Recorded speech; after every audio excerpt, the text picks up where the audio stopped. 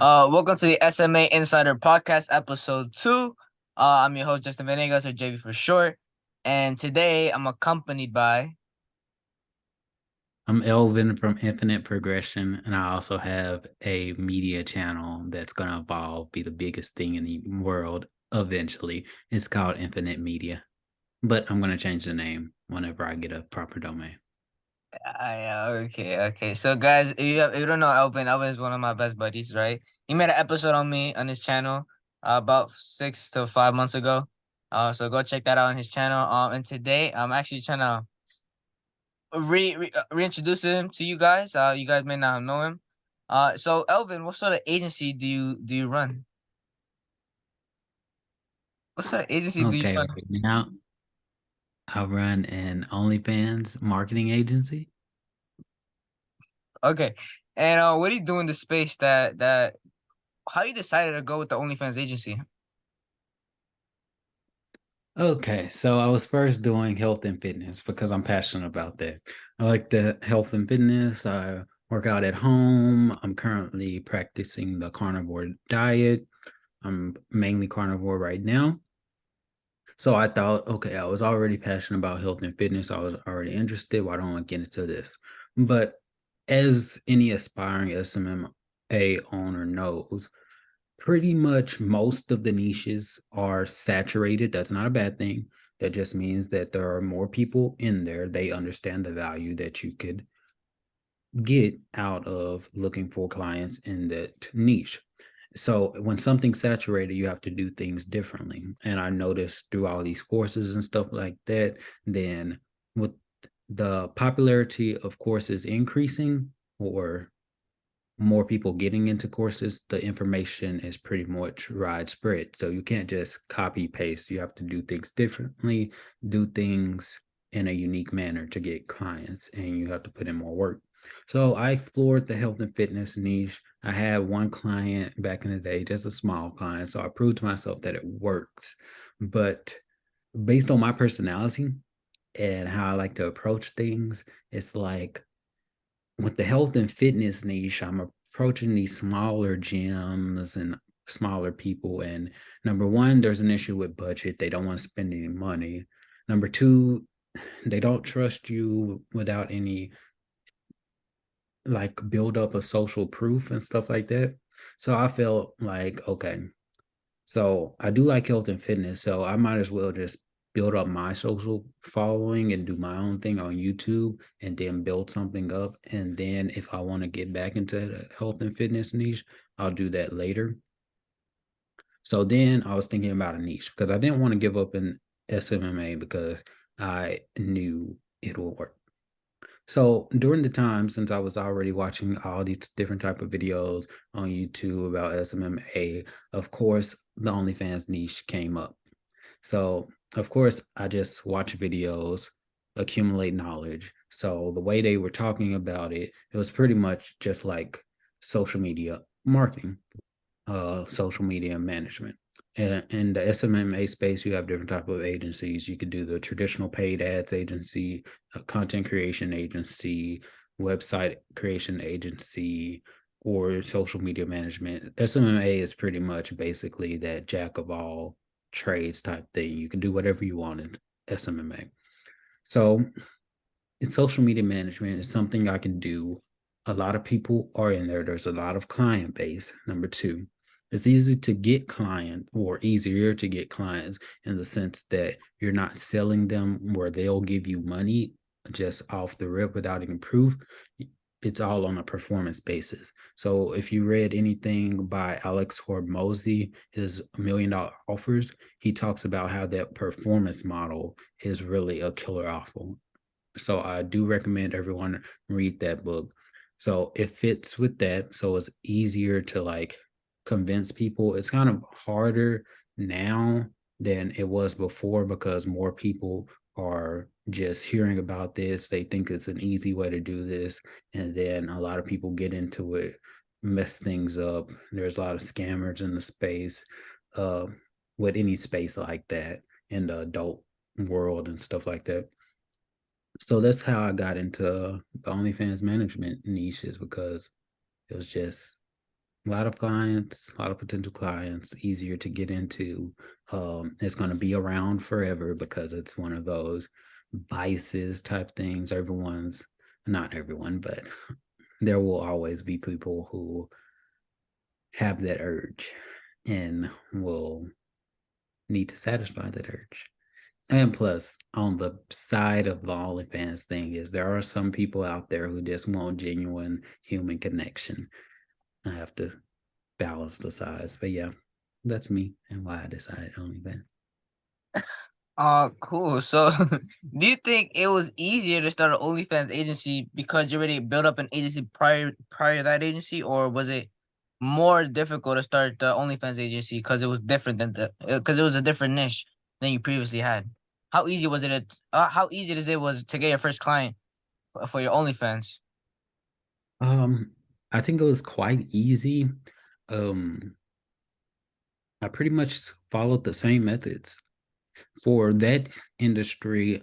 For the outreach, you're either going to do Instagram DMs or Twitter DMs. Since Instagram, of course, you're gonna want some initial posts and stuff like that. But Twitter, my Twitter profile was like only had like 10 to 20 followers at the time. But I found out early in that on the free OnlyFans profiles, you could just subscribe to them and then message them on there. That's how I found my first client. And then we talked more on the Twitter thing, or we just kept it on. No, we just kept it on OnlyFans and then schedule a meeting. I prefer to do video calls. I do understand that there are some agency owners, because I am in a Telegram group with other agency owners, they don't have those video calls, but I feel since I first came from a normal social media marketing agency type thing, the Zoom calls are pretty much standard, and it helps you build rapport and connection with the models you're going to be working with, which I make recommend to everyone who wants to get in this space as long as you're 18 and up. So yeah, pretty simple, easy. Of course, you're still gonna have to have the right script and everything.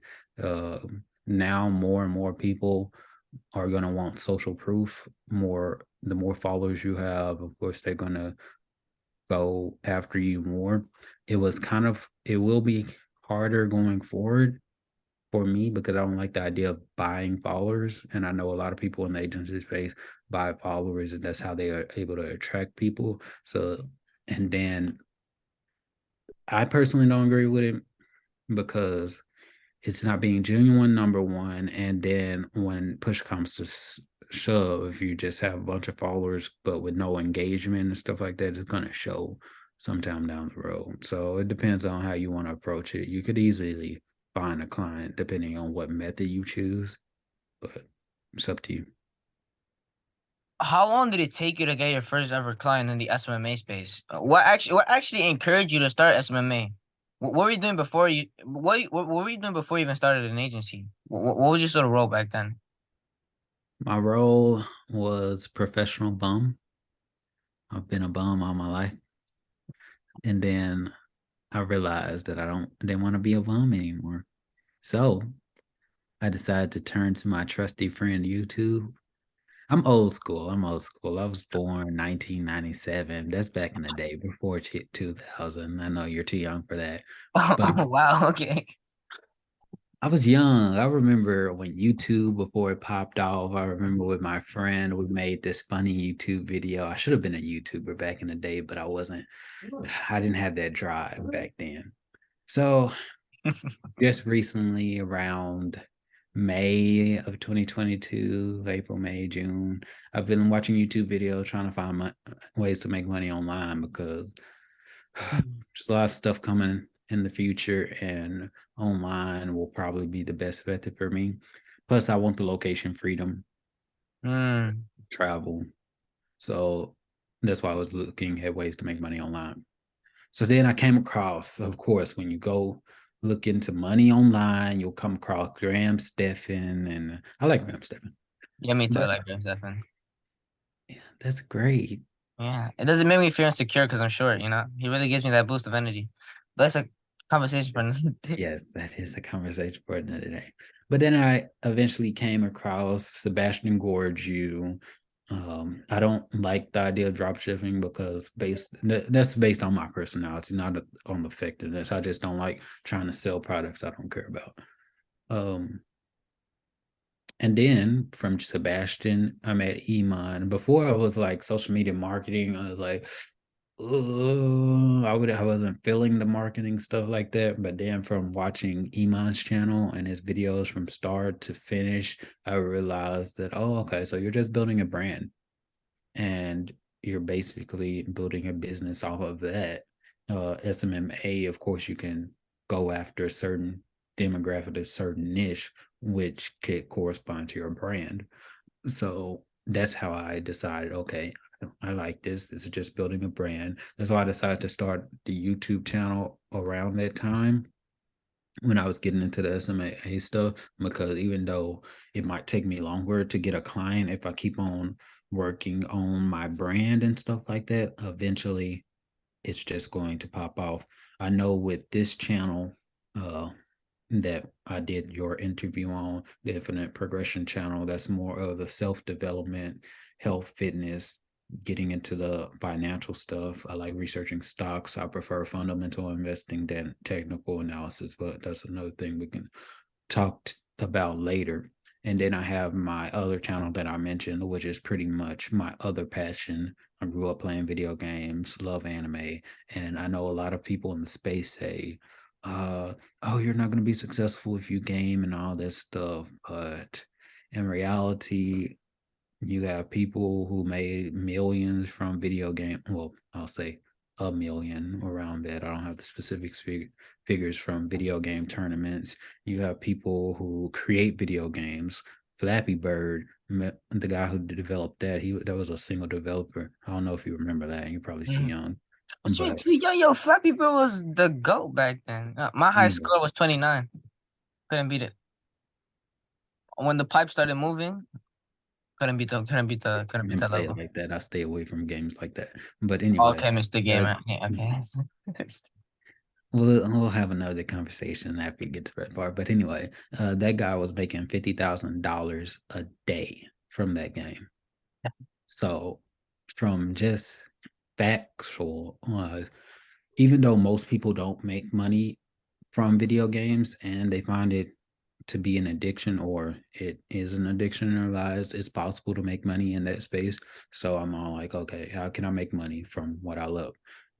That's why I'm doing the video game channel slash media channel and on the side looking to expand the social media marketing to the video game development space, doing some research on that side because I think that will more align more to my values. So is gaming since okay, you said gaming is your passion. Do you believe that you have to be passionate for what of the things you do, or let's say you're in the SMMA space, you're not passionate about it, but it makes you money. Do you recommend that way, or do you recommend the you go with what you're passionate about? Which route do you mostly take? I say go with what you're passionate about because let's first talk about because no, we'll start with this. You can make money doing anything pretty much. Especially if you live in America, all this opportunity anyway. If you really think about it, just look at OnlyFans. You can do all that stuff, make money from that. You can Mm, make money from concrete. You can make money from mowing lawns, make money from pressure washing. I'm getting these ones from there's a woman named Cody Sanchez on YouTube who talks about buying boring businesses, which is pretty much the car washes, the laundromats, stuff like that. You can do the boring side. You don't have to get into SMMA or drop shipping. It's all about what you want. Do you want to make? Sometimes you can make money faster. Sometimes it will be slower. It's all about what you want. You could just become a millionaire from just working a regular job, saving more, get into investing, stuff like that. So, in terms of choosing a niche that just because it makes you money, it's like you have to ask yourself, do you want to do something you don't like just because it makes you money? And now, if you like it, or if you don't have a problem with it, then go for it. But then there's all these people who say, and this is another part of the argument, that okay, you'll make money, but you won't be happy, and then you'll hate your life, and well, not hate your life, you won't be happy with your life and stuff like that. I don't necessarily agree with that logic because every time I make money, I'm happy. The more money I have, the happier I am. So I don't know. I don't know. I believe when I reach millionaire status, I'll be happier. When I reach 10 million, 100 million, I'll just be happier and happier. Maybe I'm crazy. But the point of the matter is, if I can make money doing whatever, I might as well choose something that I enjoy. Cool. So I wanna go back a little few steps. You mentioned earlier how you switched niches and how OnlyFans was an untapped niche, and then you went into it. But how long did it actually take you to get your first client? How, I'm going to say about a month. I'm pretty sure it was less than a month, but a month constant outreach. I sent like 50 DMs a day 50 DMs. between Twitter and stuff like that. So, and then going actually, I found the first client. It was easier after you get that. It's always easier after you get the first client because then you can say, "Hey, I already got a client, and all this stuff," and then get more clients. So the first client is always the hardest because you need social proof and all this stuff. So yeah, just send constantly day. When I say every day, I mean weekends too. When you first trying to find your first, that's the same thing in the health and fitness niche. I signed the first client within that 30 days because I spent as soon as I got Iman's course, I went through the course, worked on that every day, did outreach every day till I signed that first client. Awesome. Because many, I know many new SMMA owners who give up after they don't see results in 3 weeks. And yeah, so what would be It your depends advice to on what them? it depends on what they're doing because even if they're doing outreach every day, if they're just copying and pasting, what you're not doing any work, you're just copying and pasting, and that's why I make sure to mention that since there's more people doing these courses, if you're just copying and paste, you're just getting unread or sent to the spam filter because you're just a regular marketer. So Mm, why I keep on saying passion too is because during those times, like when you're not having clients, being passionate about what you're doing, enjoying what you're doing is going to keep you going. And if you're just in it for the money, then you will give up. mm.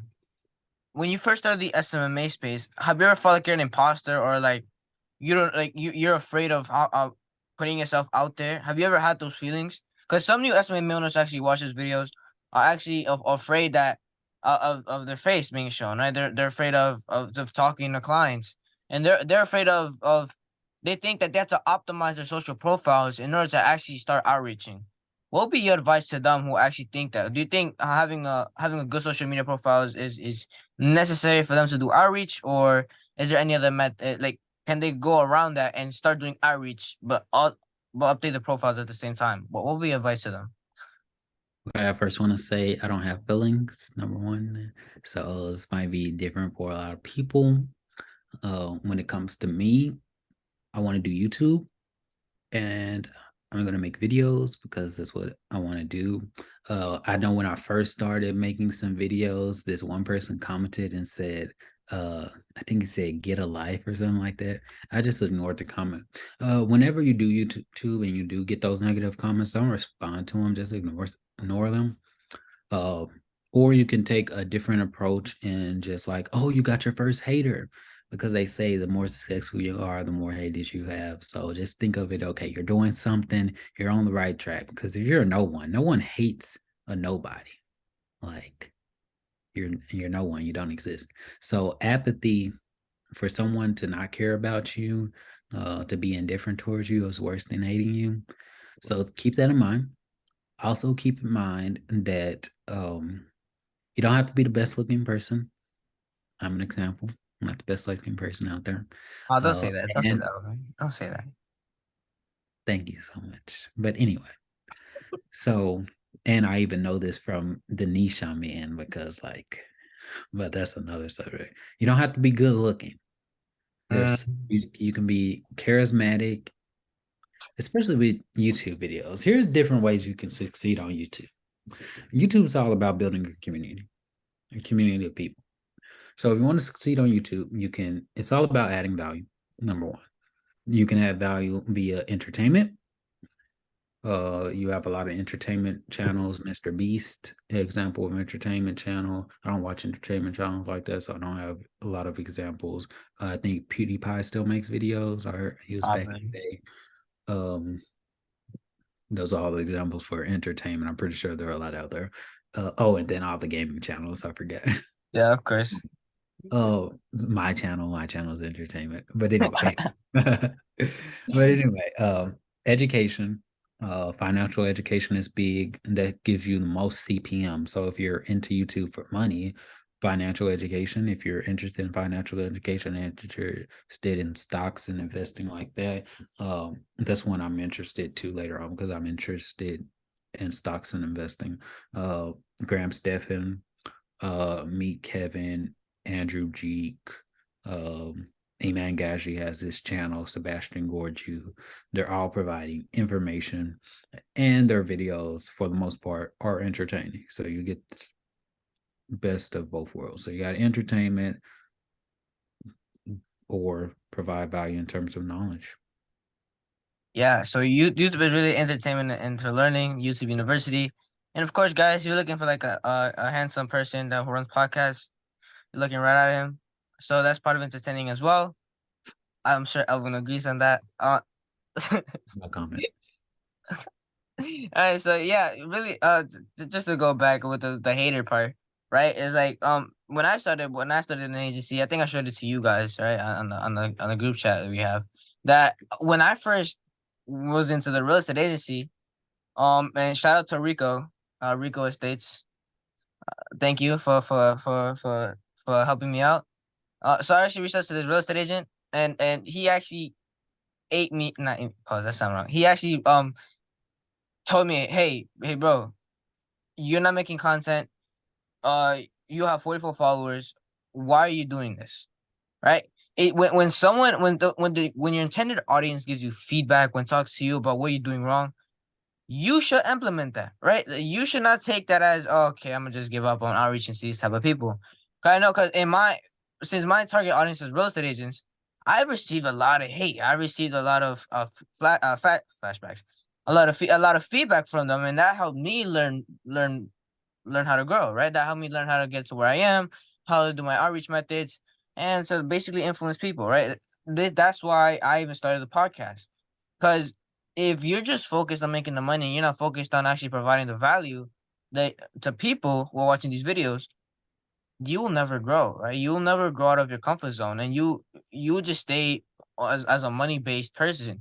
And I'm not saying is wrong. I'm not saying it's wrong to be focused on money, but being too greedy on money and not building connections may actually cause you to lose more money than intended in the future. So keep that in mind, right? If you're going into the SMMA space, if you're going into the real world, into networking, keep an open mind and have a low ego, please.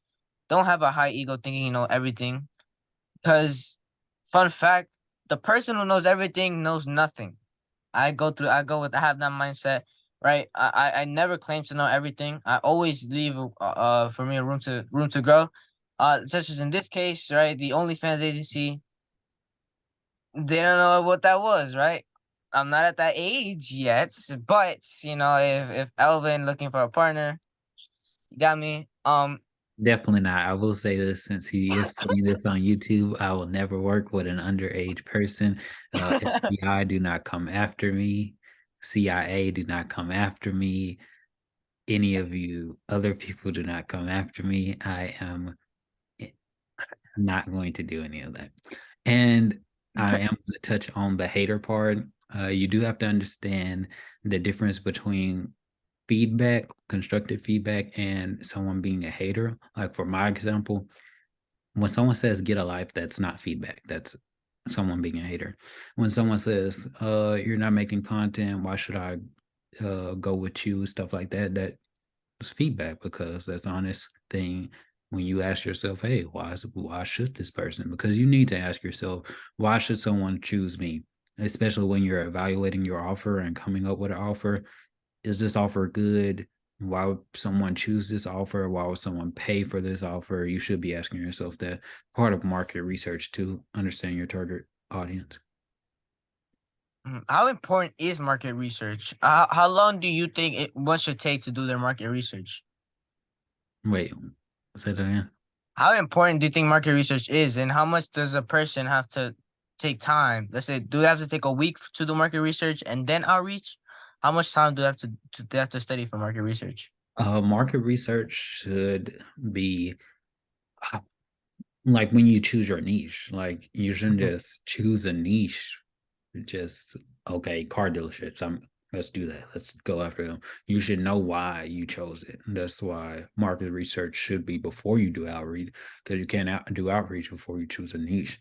So you should understand why you're going into a niche and at least know where your target audience is located, where your potential clients are located, what are their pain points, so you can craft a email or DM or whatever communication method you choose in order to attract these clients. Should they so before they even start outreach, should they do should new SMA owners do a week of research, 2 weeks of research, or 3 days of research? How long do you think it takes, or does it depend on the niche they are in? You should, if you're serious and you follow Iman's, you don't have to follow monk mode or stuff like that. But if you have that work block period of uninterrupted, sincere, dedicated work, then it shouldn't take a week, 3 days. I'd say you could do all the research, the initial market research and stuff in a day because you're always going to be learning. You should stay on top of your field and know about best practices, but to get all the information you need to start outreach, like to pick a niche and all that stuff, understand the basic pain points, you should be able to do all that in a day. Mm. So let's say, okay, so we got market research done. What do you think are the main things a new SMMA owner should focus on? What are the main things? Like on our previous podcast call, we talk about like the main things people should a person should worry about is the outreach and booking appointments. Is that your same advice? Like, so a new SMMA owner only focus on booking appointments and outreaching, or should they focus on something else? You should always be focusing on outreach, booking appointments, keeping people through the pipeline because without clients, you're not an agency, you're not business if you're not having money flowing through. You need to start making money. That's the most important part. Uh, of course, you have to do the market research and do this stuff so you can know who you're going to be selling to because you can't sell without knowing who you're going to be selling to. But after you have the market research done,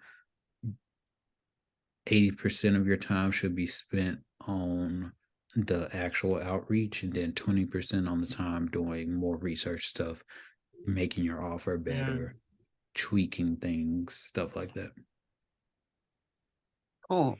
Okay, so the way I do it, right? The way I think of it is one, market research, outreach, booking appointments, and then service delivery, and then from there, um, actually, closing the deal, closing the call, and sales call. Is that your sort of your 5 steps, or what are your 5 steps of starting an agency? Okay, so you said market research, outreach, booking appointments, so sales call for the providing service delivery. And then five was closing and collecting money or collecting the money. The closing, and depending on your offer, you should, when you close, it should be when you make at the end of the sales call. Like you shouldn't start in traditional SMMA. If you're not on a performance basis, then you should collect the money before you start work. Of course, in my niche, since it's performance based, I collect it at the end of the month because I calculate how much money have I made on the count, stuff like that. So it really depends. But yeah, that's a good thing to do. Good Cool, order. cool. Now, lastly, just the last two questions here. So, what would be your let's say what would be your advice to new SMMA owners who are scared to start an agency? What advice do you have for them? If you're scared, don't start. No, I don't understand. Like, why do you want to be an SMMA owner? That would be the first question. It's like you don't have to force yourself to do it. You don't have to be scared. It's not like you're gonna go to war or anything. It's like and get a job. It's not a problem with getting a job. I just don't like working for someone I don't respect. So that's why I don't like the job idea. But interacting with other people is always nice. Well, not always nice, but you can find some nice people out there. And then you don't have to get into SMA. You can do drop shipping. You can, if you have some money saved up, you can go on Flippa. I think it's flippa.com and buy a boring business like Cody Sanchez suggests. Like that. Do a pressure washer business and then incorporate SMMA tactics and stuff like that.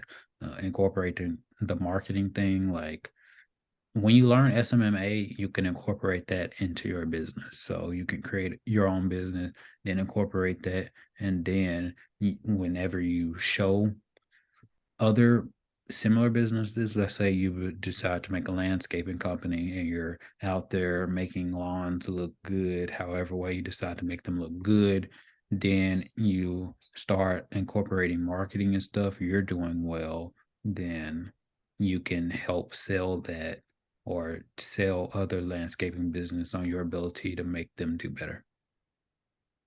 So it's up to them. Nice. So, I have this thing where I like we go over like untapped niches. What do you think are some untapped niches that people should start looking more into, or should be aware of in the future? In my list, I have pool cleaners. There is window cleaners. There is tree cutters, and there was one other that I forgot to mention. And moving companies.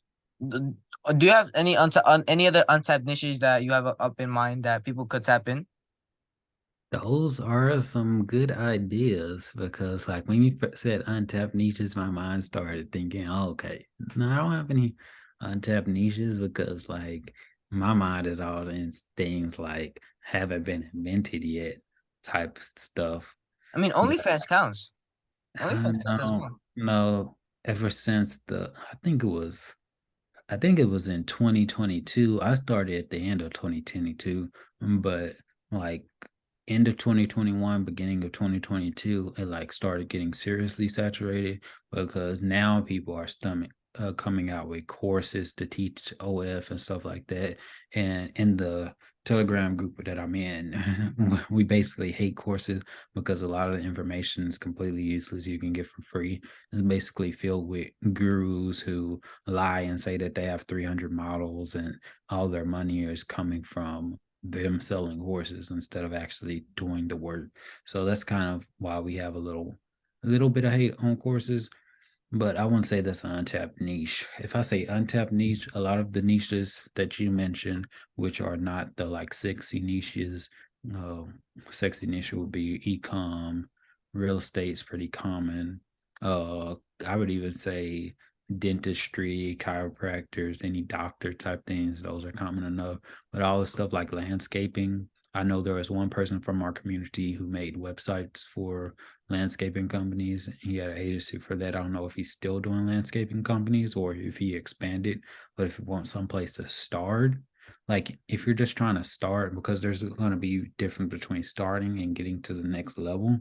And some agencies, ideas, or combinations will be able to scale better. But just starting off, yeah, pretty much that's why Iman recommends like find out your competitive advantage. What do you already have experience in? If you're already skilled at creating videos, doing video edits, stuff like that, create a video creation agency, stuff like that. Whatever you do, get on YouTube, get on Instagram, get on Twitter, just get on as many platforms as possible, start posting your content, and then everything's going to compound like compound interest. You're going to make more waves and then you start posting stuff and eventually something's going to pop off. You're going to be surprised. So as far as other niches, other than what you mentioned, Car washing companies. I guess that would be.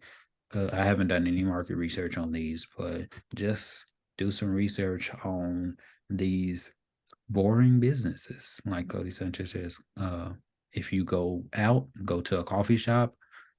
Think this is advice that I got from Andrew Tate. Basically, wherever you go out, look at it as if you were trying to compete with them.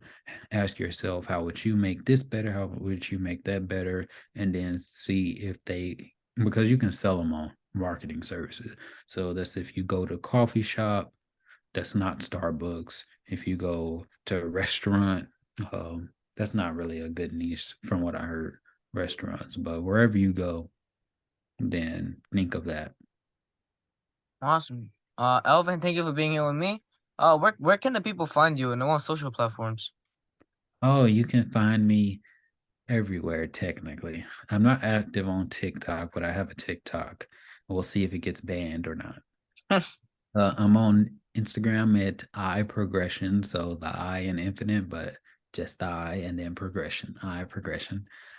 Then there's this channel, which will be youtube.com at infinite dash media. I have that little handle type thing. If you just type that in the URL, that's cool. And then I'm also at youtube.com at infinite media. That's going to be changed, but I have the connection on the infinite progression channel. So you can be out like click recommended channels and it's on there. Twitter, I don't even remember my Twitter name. I think it's the Union Days, but you don't have to worry about that. You can find that on my Instagram. I'll get a website eventually. Eventually. So remember, guys, his links will be in the description. You guys can check him out there. And then the links will also be in the screens for you guys to see. So, guys, if you're a new SMMA owner or experienced SMMA owner, don't mind hopping on a call with me on something like this, and then we could go over and review on your sort of techniques, your sort of strategies, and your sort of um basically your sort of experience in the field, right? Because I know new SME owners watch this and are looking for some advice. And unlike other gurus who only give you advice when you pay, which I'm on par with this with Alvin about how I hate gurus as well. Other than that, Sure. Okay. We'll talk about that after Cameron. other than that, take care, guys. See you in the next episode. Awesome.